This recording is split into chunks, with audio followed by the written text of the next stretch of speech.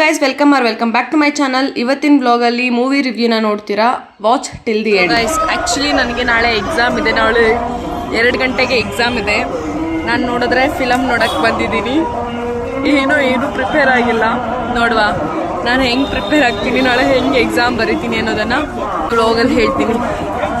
Theatre ಹತ್ರ ನಾನು ನಮ್ಮ ಹಸ್ಬೆಂಡ್ ಇಬ್ಬರು ಹೋದ್ವಿ. ಹೋದಾಗ ಏನೋ ಅಷ್ಟೊಂದು ಜನ ಯಾರು ಕಾಣಿಸಿಲ್ಲ. ಮತ್ತೆ ನೋಡಿ ಇನ್ನೊಂದು 5 ಮಿನಿಟ್ಸ್ಗೆಲ್ಲ ಈ ಥರ ತುಂಬಿಕೊಂಡಿದ್ರು ಜನ. ಆಲ್ಮೋಸ್ಟ್ 30 to 45 ಮಿನಿಟ್ಸ್ ವೆಯ್ಟ್ ಮಾಡಿದ್ದಾದ್ಮೇಲೆ ಥಿಯೇಟರ್ ಒಳಗಡೆ ಹೋದ್ವಿ. ಯಾರೋ ಒಂದು ಹುಡುಗಿ ಡ್ಯಾನ್ಸ್ ಮಾಡ್ತಾ ಇದ್ದೆ ಬ್ಯಾಕ್ಗ್ರೌಂಡಲ್ಲಿ. ಎನಿವೇ ಸೊ ಮೂವಿ ಶುರು ಆಯಿತು. ನೋಡಿ ಕೂಗಿದ್ಲು.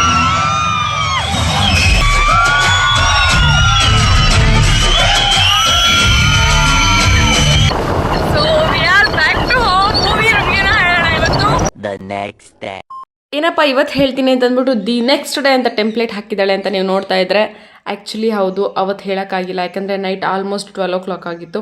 ಸೊ ಇವತ್ತು ಟ್ರೈನಲ್ಲಿ ಹೋಗ್ತಾ ನಾವು ಹೇಳ್ಕೊಂಡು ಹೋಗೋಣ. ಫಸ್ಟ್ ಥಿಂಗ್ ಫಸ್ಟ್, ಇವಾಗ ನಾನು ಎಲ್ಲಿ ಹೋಗ್ತಾ ಇದ್ದೀನಿ, ಏನು ಮಾಡ್ತಾ ಇದ್ದೀನಿ ಅಂತ ಹೇಳ್ಬಿಡ್ತೀನಿ. ಇವತ್ತು ಎಕ್ಸಾಮ್ ಇದೆ. ಸೊ ಹೋಗ್ತಾ ಹಾಗೆ ಮಾತಾಡ್ಕೊಂಡು ಹೋಗೋಣ.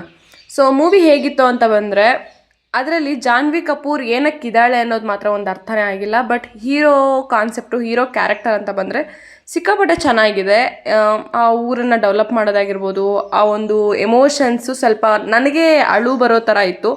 ಬಟ್ ಜಾನ್ವಿ ಕಪೂರ್ನ ಆಬ್ಜೆಕ್ಟಿಫೈ ಮಾಡಿ ತೋರಿಸಿದ್ದು ಇಷ್ಟ ಆಗಲಿಲ್ಲ. ಕೆಲವೊಂದಷ್ಟು ಸೀನ್ಸಲ್ಲಿ ನನಗೆ ಒಂದು ಮೋಟಿವೇಟ್ ಆಗುತ್ತೆ ಆಯಿತಾ. ಅದರಲ್ಲಿ ನನಗೆ ಮೋಟಿವೇಟ್ ಆಗಿದ್ದೇನಪ್ಪ ಅಂತಂದರೆ, ನಾವು ಆ್ಯಕ್ಚುಲಿ ನಾವು ಪ್ರಯತ್ನನೇ ಪಡಲ್ಲ, ಆದರೂ ಗಿವ್ ಅಪ್ ಕೊಟ್ಬಿಡ್ತೀವಿ ಎಷ್ಟೊಂದು ಸಲ. ಬಟ್ ಆ ಮೂವಿನಲ್ಲಿ ತೋರಿಸಿದ್ದಾರೆ ಏನೇ ಆದರೂ ನಾವು ಗಿವ್ ಅಪ್ ಕೊಡಬಾರ್ದು ಅನ್ನೋದು. ಸೊ ನನಗೆ ಅದು ರಿಯಲೈಸ್ ಆಯಿತು. ಸೊ ಆ ಮೂವಿ ನೋಡೋದ್ರಿಂದ ನೀವು ಇನ್ಸ್ಪೈರ್ ಏನಾಗಬಹುದು ಅಂತಂದರೆ ಮೋಟಿವೇಟ್ ಆಗ್ತೀರಾ. ಸಿಚುಯೇಷನ್ ಏನೇ ಇದ್ರೂ ಗಿವ್ ಅಪ್ ಕೊಡಬಾರ್ದು ಅನ್ನೋದು ಅರ್ಥ ಆಗುತ್ತೆ. ನನಗೆ ಎಸ್ಪೆಷಲಿ ಇನ್ಸ್ಪೈರ್ ಆಗಿದ್ದು ಅದೊಂದೇ. ಮೂವಿ ರಿವ್ಯೂನ ಸೈಡ್ಗಿಟ್ಟು ನಮ್ಮ ಬಗ್ಗೆ ಮಾತಾಡ್ತಾ ಹೋಗೋಣ. ನಾನೇನು ನೈಟ್ ಅಲ್ವಾ ಹಾಕ್ಕೊಂಡಿದ್ದು ಟಿ ಶರ್ಟು, ಮತ್ತೆ ಯಾಕೆ ಚೇಂಜ್ ಮಾಡೋದು ಅದೇ ಇರಲಿ ಅಂತ ಅಂದ್ಬಿಟ್ಟು ಎಕ್ಸಾಮ್ಗೂ ಅದನ್ನೇ ಹಾಕ್ಕೊಂಡು ಹೋದರೆ ಮಳೆ ಶುರುವಾಯಿತು. ನನಗೆ 2 ಬಟ್ಟೆ ಹಾಕ್ಕೊಂಡು ಒಗೆಯೋ ಪೇಷನ್ಸ್ ಇಲ್ಲ. ವಾಷಿಂಗ್ ಮಿಷಿನ್ಗೆ ಹಾಕಿದ್ರೆ ಕರೆಂಟ್ ಬಿಲ್ ವೇಸ್ಟ್ ಆಗುತ್ತೆ ಅಂತ ಹಾಕ್ಕೊಂಡಿದ್ರೆ ದೇವರು ನೀವು ಒಗೆಯೋದೇ ಬೇಡ, ಮಳೆ ಬಂದು ಒಗೆದು ಬಿಡ್ತೀನಿ ಅಂತ ಅಂದ್ಕೊಂಡ್ರೆ ಏನೋ ಮಳೆ ಬರೋಕ್ಕೆ ಶುರುವಾಯಿತು. ಸರಿ ಅಂತ ಹಾಸ್ಟೆಲ್ಗೆ ಹೋದೆ. ಮತ್ತು ನಮ್ಮ ಹುಡುಗಿ ಹತ್ರ ಸ್ವಲ್ಪ ಜಡೆ ಚೆನ್ನಾಗಿ ಹಾಕಿಸ್ಕೊಂಡೆ. ನನ್ನ ಹೇರ್ ಸ್ಟೈಲ್ ಏನೋ ಒಂಥರ ಇದೆ ಅಂತಂದ್ಲು, ಅದಕ್ಕೆ ಸೊ ಹಾಗೆ ಜಡೆ ಹಾಕಿಸ್ಕೊಂಡು ಮತ್ತೆ ಕಾಲೇಜ್ ಕಡೆ ಹೊರಟೆ. ಹೋಗೋಕ್ಕೂ ಮುಂಚೆ ಅವಳ ಹತ್ರ ಇರೋದನ್ನೆಲ್ಲ ಕಬ್ಜಾ ಮಾಡ್ಕೋಬೇಕಲ್ವಾ. ಸೊ ಹಾಗಾಗಿ ಅವಳ ಹತ್ರ ಇರೋ ಬನಾನ, ಒಂದು ಚಕ್ಲಿ ಎಲ್ಲ ಕಬ್ಜಾ ಮಾಡಿಕೊಂಡು ಹೊಟ್ಟೆಗೆ ಹಾಕ್ಕೊಂಡು ಸೀದಾ ಕಾಲೇಜ್ ಕಡೆ ಹೊರಟೆ. ಕಾಲೇಜ್ಗೆ ಹೋಗಿ ಎಕ್ಸಾಮ್ ಕೂಡ ಬರುತ್ತೆ. ನಾನು ಎಕ್ಸಾಮ್ ಹೇಗಿತ್ತು ಅನ್ನೋದನ್ನು ಎಕ್ಸಾಮ್ ರಿವ್ಯೂ ಕೊಡ್ತೀನಿ, ಕೇಳಿಸ್ಕೊಳ್ಳಿ. You should listen. Okay. 2 hours later. ಇವತ್ತಿನ ಕ್ವಶನ್ ಪೇಪರ್ ಹೇಗಿತ್ತು ಅಂದರೆ, ನಾವು ಓದಿರೋದೇ ಬೇರೆ, ಅಲ್ಲಿ ಬಂದಿರೋದೇ ಬೇರೆ. ಸೀರಿಯಸ್ಲಿ ನಾವೇನು ಎಕ್ಸ್ಪೆಕ್ಟ್ ಮಾಡಿದ್ವಿ ಅದು ಒಂಚೂರು ಬಂದಿಲ್ಲ.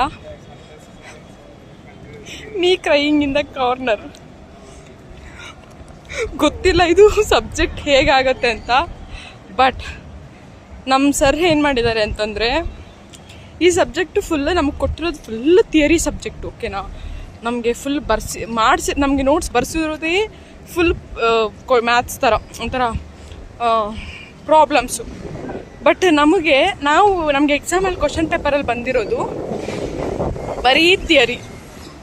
99% ಥಿಯರಿನೇ ಕೊಟ್ಟಿದ್ದಾರೆ. ನಾವು ನೋಡಿದರೆ ಹೆಂಗಿಲ್ಲ ಅಂದರೂ ಪ್ರಾಬ್ಲಮ್ಸ್ ಬರ್ತವೆ ಅಂತ ಪ್ರಾಬ್ಲಮ್ಸ್ ಪ್ರಿಪೇರ್ ಆಗಿದ್ವಿ. ಬಟ್ ಓ ಗಾಡ್, ಯಪ್ಪ ಕಷ್ಟ ಇದೆ, ತುಂಬ ಕಷ್ಟ ಇದೆ. ಡಿಗ್ರಿ ಅಂತ ಹೇಳ್ತೀವಲ್ಲ, ಅಷ್ಟು ಈಸಿ ಅಲ್ಲ ಅನ್ನೋದು ಡಿಗ್ರಿಗೆ ಹೋದ್ಮೇಲೆ ಗೊತ್ತಾಗುತ್ತೆ. Anyways bless me. ಎಲ್ಲರೂ ನಂಗೆ ಆಶೀರ್ವಾದ ಮಾಡಿ ನಾನು ಪಾಸ್ ಆಗಬೇಕು ಅಂತ. ಪ್ಲೀಸ್. ಈ ಪ್ರಾಬ್ಲಮ್ ನನಗೊಬ್ಬಳಿಗೆ ಅಲ್ಲ, ಮೋಸ್ಟ್ ಆಫ್ ನಮ್ಮ ಕ್ಲಾಸ್ಮೇಟ್ಸ್ಗೆ ತುಂಬ ಜನಕ್ಕೆ ಇದೇ ಆಗಿದೆ. ಸೊ ಪ್ರಾಬ್ಲಮ್ ನಂದಲ್ಲ, ನಾನು ಓದಿದ್ದೀನಿ, ಬಟ್ ನಾವು ಓದಿರೋದು ಯಾವುದೂ ಬಂದಿಲ್ಲ. ಓಕೆ. ನಾನು ಮೂವಿಗೆ ಹೋಗಿದ್ದೆ, ಅದಕ್ಕೆ ನಾನು ಏನೂ ಓದಿಲ್ಲ, ಅದಕ್ಕೆ ಹಿಂಗೆ ಹೇಳ್ತಾ ಇದ್ದೀನಿ ಅಂತ ಯಾರಾದರೂ ಅಂದ್ಕೊಳ್ತಾ ಇದ್ರೆ ಪ್ಲೀಸ್ ಅರ್ಥ ಮಾಡ್ಕೊಳ್ಳಿ. ನಾನು ಆಲ್ರೆಡಿ ಓದ್ಕೊಂಡಿದ್ದೆ, but I can't prove it ಅಷ್ಟೇ. ಸೊ ಇಲ್ಲಿಗೆ ಈ ವ್ಲಾಗ್ನ ಎಂಡ್ ಮಾಡ್ತಾ ಇದ್ದೀನಿ. ನಿಮಗೆ ಈ ವ್ಲಾಗ್ ಇಷ್ಟ ಆಗಿದೆ ಅಂತ ಅಂದ್ಕೊಳ್ತೀನಿ. ಇಷ್ಟ ಆಗಿದ್ರೆ ಲೈಕ್ ಮಾಡಿ, ಶೇರ್ ಮಾಡಿ, ಕಮೆಂಟ್ ಮಾಡಿ, ಸಬ್ಸ್ಕ್ರೈಬ್ ಮಾಡ್ಕೊಂಡು ಸಪೋರ್ಟ್ ಮಾಡಿ. Thank you so much for watching. Next ವ್ಲಾಗಲ್ಲಿ ಸಿಗುವ. ಅಲ್ಲಿವರೆಗೂ ಟಾಟಾ, ಬಾಯ್ ಬಾಯ್.